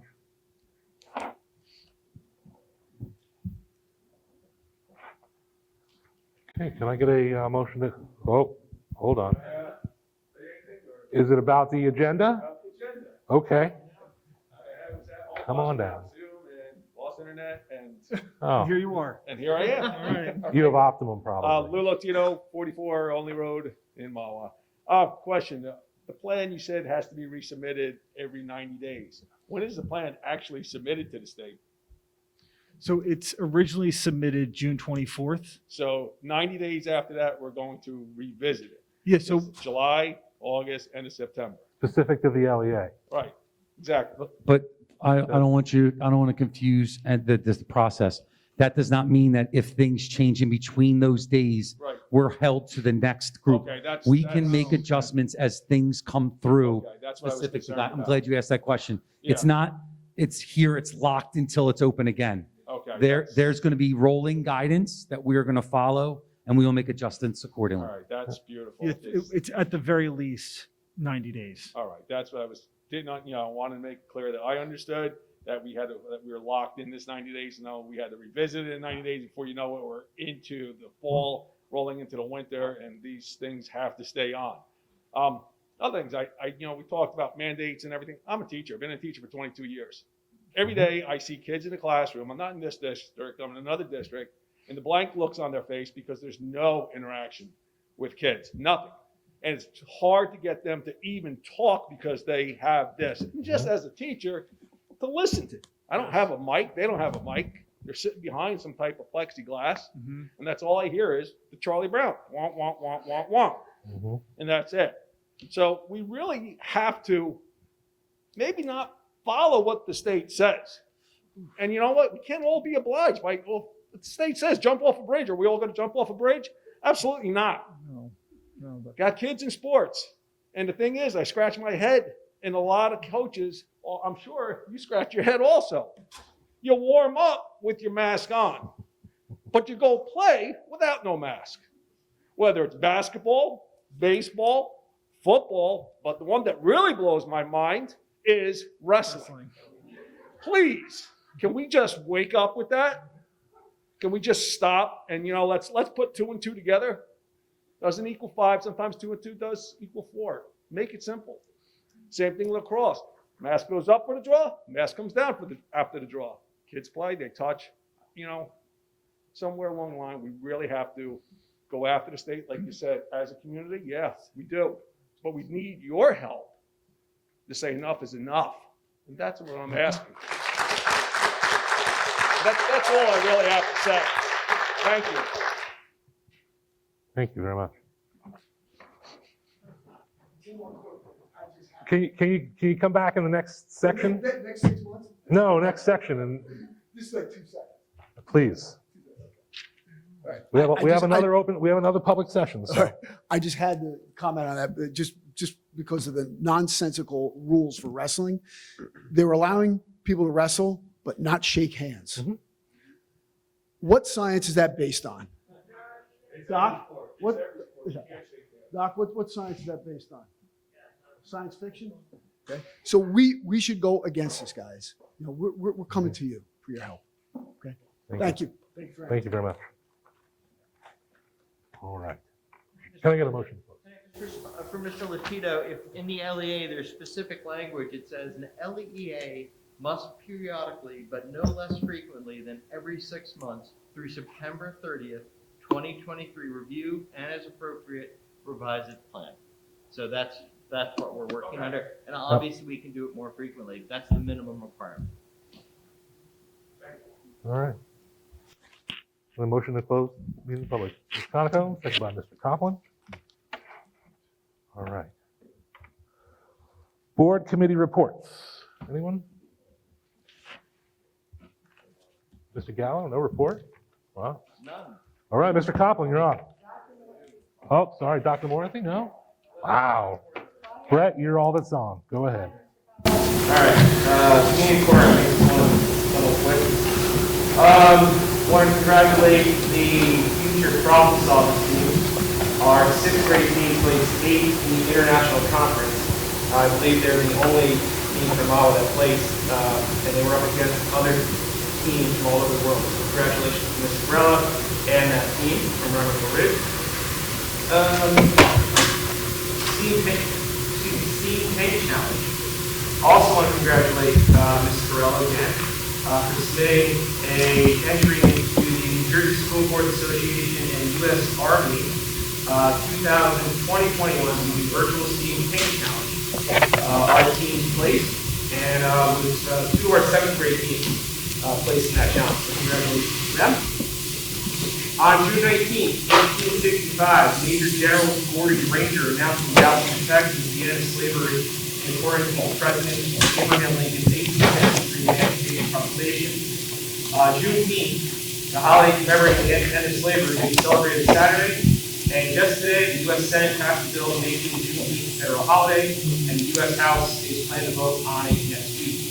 Mahwah's inaugural Juneteenth celebration will be held this Saturday at 11 a.m. at Commodore Perry Field. On June 24th, there will be a Pride celebration at Commodore Perry as well at 6 p.m. Father's Day is Sunday. This is your friendly reminder to go out and get a card. Cut the lawn. This coming week, we have a lot going on. 8th grade promotion is Monday, high school graduation is Tuesday, 8th grade dance is Wednesday. I want to congratulate all those that are moving up from kindergarten, 3rd grade, and 5th grade. I don't want to forget them either. I want to send out a very special congratulations to my daughter and all her classmates for finishing up their middle school years. Thank God that's over. And high school. Congratulations to all, and congratulations to all of our high school graduates, and best of luck to all. Thank you, Brett. Any other committee remarks? Board member remarks, additional comments, or reports on other non-agenda items? Anyone? All right, seeing none. Moving on, number 16, old business, minutes. Can I get a motion to approve the minutes of the May 26, 2021 Public Work Session Action Meeting? Mr. Gallo, seconded by Ms. Conoco. Mr. Bleeker?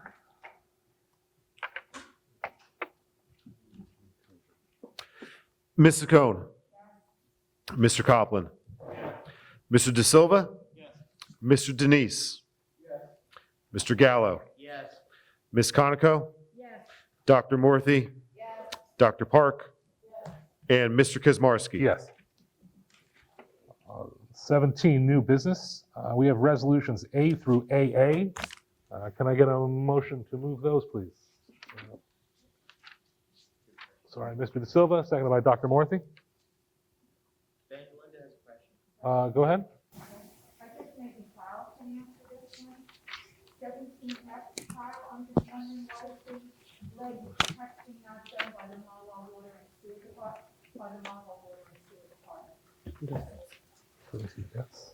The Mahwah Sewer and Water Department tests the main lines that are coming in. They're responsible for those. However, once they transition from those main lines, they cross over the meter and they are in our buildings. They are our property to maintain, to serve, and to test. I have a question too. On P and U, what's the abatement for at the Ridge and at GW? Sure.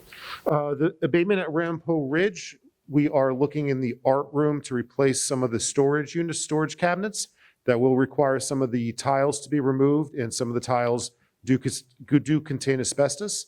So we do need to do a formal abatement to properly remove those. Over at George Washington, we are replacing in kindergarten classrooms some sinks that are in the classrooms, and again, some of the material with the countertops was identified to have asbestos within it, as well as some of the fittings around the pipes underneath. To properly remove those, we need to formally abate it before we replace it this summer. Thank you. Any other questions before we vote? No. Mr. Blicken, call roll. Mr. Cohn? Yes. Mr. Copland? Yes. Mr. De Silva? Yes. Mr. Denise? Yes. Mr. Gallo? Yes, except on 17A, I am abstaining from text number 102793, check number 102864, and check number 102938. Yes on all other items. Thank you, Mr. Gallo. Ms. Conoco? Yes. Dr. Morthy? Yes. Dr. Park? And Mr. Kizmarski. I will vote yes on all and abstain on item 17D for the school resource officer. While I fully support this program and Officer Jack and the great work he's done, as the town administrator, I'm on the other side of that contract, so I don't want to have any appearance of conflict. So I will abstain from D. Noted. Thank you. Okay. 18 new business personnel. We have resolutions A through QQ. Can I please get a motion? Mr. Gallo, seconded by Mr. Denise. Any, go ahead, comments? Thank you to all the parent volunteers. I'm stealing Brett's thunder. Actually, he is on there. I'm not allowed to be on QQ. I was told under no uncertain terms by my daughters that I may not be in the dance. That's when you show up. I'm glad that you're going to be there and keep an eye on this. Thank you for the volunteers. Thank you. Anyone else? Comments? All right, Mr. Bleeker. Mrs. Cohn? Yes. Mr. Copland? Yes, but I'll abstain on 18Q. Mr. De Silva? Yes. Mr. Denise? Yes. Mr. Gallo? Yes. Ms. Conoco? Yes. Dr. Morthy? Yes. Dr. Park? And Mr. Kizmarski? Yes. All right, 19, back to public questions or comment. Public participation at board meetings is in accordance with bylaw 0167. At this time, members of the public may ask questions or make comment on educational issues or school matters of community interest. As a matter of fairness, you are asked to limit your questions to no more than one, and your remarks to no longer than 3 minutes. If you are here representing a group, please identify yourself, the group, and your position in the group. If you are here as an individual, please give us your name and address. This section of public participation will be limited to 15 minutes. Can I please get a motion to open the meeting to the public? Mr. De Silva, seconded by Mr. Copland. We are open to the public.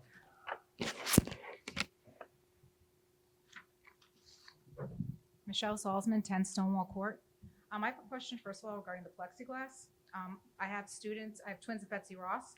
For their lunch, they had 3 students sitting on each side of a bench and plexiglass surrounded them. Will that be the process for next year? Since that was what was done during the pilot, will they be eating that way next year? I think we have to look to see what guidance we get over the summer. I'm hoping that the numbers of COVID cases decreases like it is currently. Okay, then I'll steer you to some metrics about COVID cases. There were 1,200 cases this year in the schools. There were 1.4 million public school students for a total of 0.00086. That's how many COVID cases there were this year. The mortality rate for the age group 0 to 4 was 0%. The mortality rate for 5 to 17 was 0%. The mortality for 18 to 29 was 0.4%. So clearly we don't have a numbers issue. So you're saying that there's a chance next year that my boys at Betsy Ross will be sitting at a lunch table with a 3-side plexiglass surround?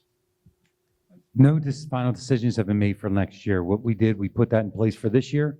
We're going to assess over the summer and make a final determination. You'll have exacts about next year in August. Okay, and also for Ramapo Ridge, will students be eating at individual desks like they did during the pilot in the cafeteria in the library, or will they be allowed to utilize the cafeteria? Also? No, again, same as the last. We put together this specific plan as close as we can to next year, but it's our hope that the students are eating in the cafeteria. But I don't want to make a statement in June and then have to have it adjust by August. Okay, But all that detail will be coming in August. So we were told that the plexiglass was no longer considered a mitigating factor and that no study showed it was effective. So if we are having to use that next year, would that be a change in that course? Because that was the reason that we were given for not opening school full day, was the plexiglass couldn't be used as a mitigating factor. Has that guidance? I don't understand your question. Can you please repeat that? Sure. We were told that plexiglass was no longer considered a mitigating factor, and it was not shown effective, and it was no longer encouraged by the CDC, and that's why we couldn't have a full day of school, because they couldn't have lunch. We suggested using plexiglass, and we were told we couldn't use that plexiglass. So is plexiglass next year, if it's utilized, considered now to be a mitigating factor? Who told you we couldn't use it? I was told at Ramapo Ridge that was no longer considered a mitigating factor, and therefore that's why part of the reason we couldn't have lunch. I'm not sure who told you that, but we utilize plexiglass in our current plan. The K through 5, So, yeah, and yes, at the 9-12 level, there was also plexiglass that was utilized in the cafeteria. So I'm not sure who shared that with you, but along the lines of our model, we used it. Again, that's going to be in the slide. That's going to be something that we're going to be taking a look at.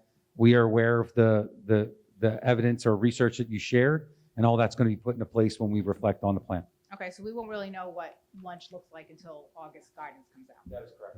Okay, and at this point, we also can't commit to a full day of school either because of guidance. No lunch recess and 3 p.m. dismissal. That's not 100% guarantee right now for next year.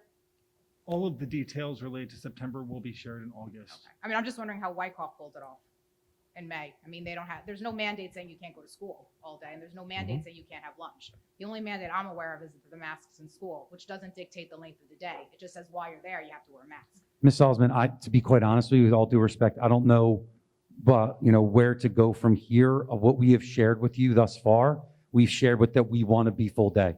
We have not said at any point that we don't want to be full day. Okay. We also have shared that we want to make sure that we're getting rid of the masks as soon as possible. So all the comments and all the questions, I understand the frustration that people want exacts as of right now. We have 4 days of school left. Oh, no, I don't expect And you we're to going to full do day our this very year. best. We're going to do our very best to make sure that we open up. As the director of curriculum instruction and the new superintendent, I want to open up. So if that gives anybody any comfort or confidence, I hope that does. I want to open up. So, but I also understand that things change every single day. So an absolute in June for September, I'm very weary of. But what I can tell you is if by chance this continues in this positive direction, we will be opening up in September. Okay.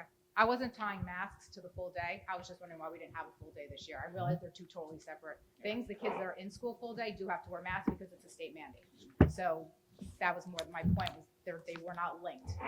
My last question is more of a comment. I have not seen my daughter play in person for band since December 2019. For my 16-year-old, who I'm sure you guys don't spend a lot of time thinking about, you stole her first love, her primary extracurricular activity, and her quote-unquote sport. I'm thrilled to see sports back. I think sports are great. I've played sports my whole life. What I see when I pull into the high school are buses packed with lacrosse players, kids doing high fives, kids playing on fields, kids having fun and running around. While my kid has not had a concert since December of 2019.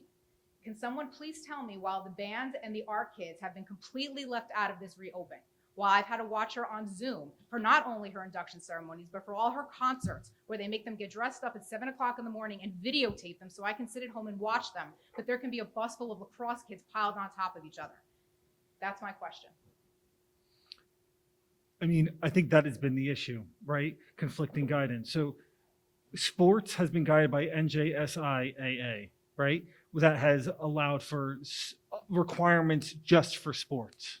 In terms of the arts, I'm looking forward to September. I mean, that's all I can tell you. Looking forward to some of these kids have lost a year and a half of their life. There are kids who graduated out of here having been first chair in instruments and never got to play again in front of a single person. There is no universe that that's fair in. None. It's the same way that you're saying that the schools that don't have air conditioning, their kids are allowed to take the mask off. Does COVID know that the school doesn't have air conditioning? If the disease was that terrible, you wouldn't be taking your mask off, period. It doesn't say, I'm going to go to a school that has no air. And look, these kids don't have masks on. Either the masks work and needed or they aren't. It's the same thing with the sport. My daughter has to wear a mask, both my daughters, that cover their nose while they shove an instrument in their mouth. Have you ever tried doing that? Try playing a clarinet or a flute. I'm sure you've seen these masks. They are disgusting. They can't even breathe in them, but they do it because they love it. It's the only chance they have to play. Yet because sports are held to a different standard, they can run around and play freely and breathe. A novel concept. But the band kids look like they're suffocating with a bell horn spaced apart playing into a Zoom. You've lost an entire year and a half of kids. Kids have dropped out. They're trying to get them back at the JK and Ridge at the younger grades because they lost complete interest because they had to sit at home in their bedroom and play their instrument. I know sports are important and run this town, but there are a lot of kids who rely on other things than sports for satisfaction and for the love of their craft. And I really hope that there's some big changes in September for these kids because I'm really getting sick of seeing my Bergen County band level flute player on Zoom. Thank you. I agree with you. Thank you.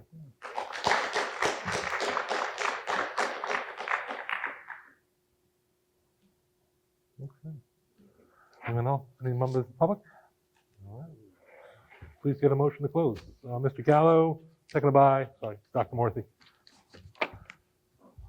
All right. At this time, we are going to go into executive closed session to discuss confidential matters, personnel matters, and such.